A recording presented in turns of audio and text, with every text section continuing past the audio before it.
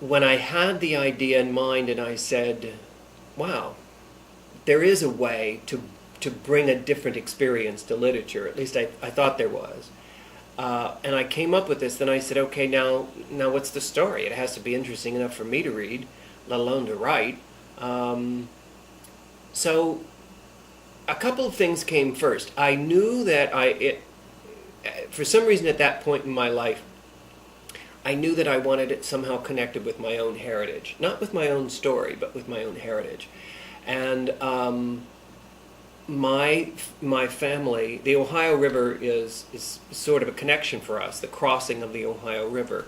My family is from the mountains of West Virginia, and from different ethnic backgrounds, but that Ohio River, living in Ohio, thinking of West Virginia as home sometimes, as well as Ohio. The Ohio River, for me, as I believe it has been for many other people, a big part of our life. So somehow I wanted it connected to, I wanted the Ohio River and Appalachia to be a part of the story. So that really became the setting, and that's where that came from. I've always been interested in the history of in the United States, and the history of Ohio. And when I think about when Ohio was at almost the center focus of the history in this country, I think about that post-Civil War period.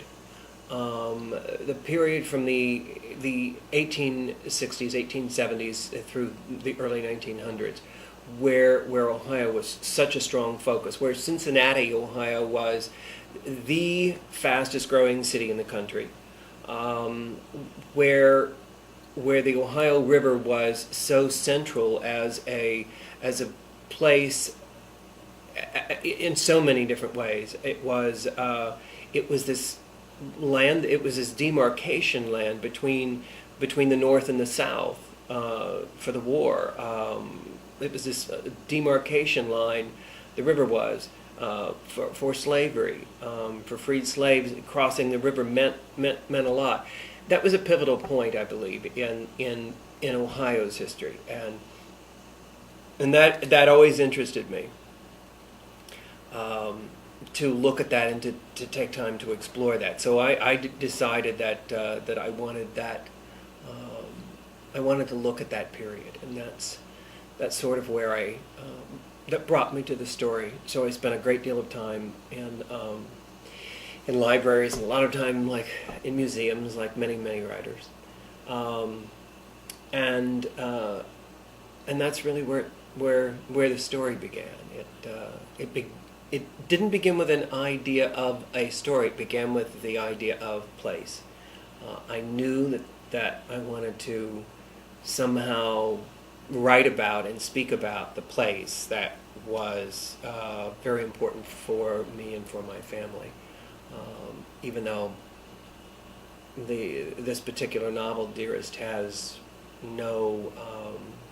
there's no part of it that's any way, shape, or form biographical or to any of my ancestors. But the places were important, and that was my way. So that was really the beginning of this process, the beginning of the story, and at the beginning of the concept of presenting a story as an experience in literature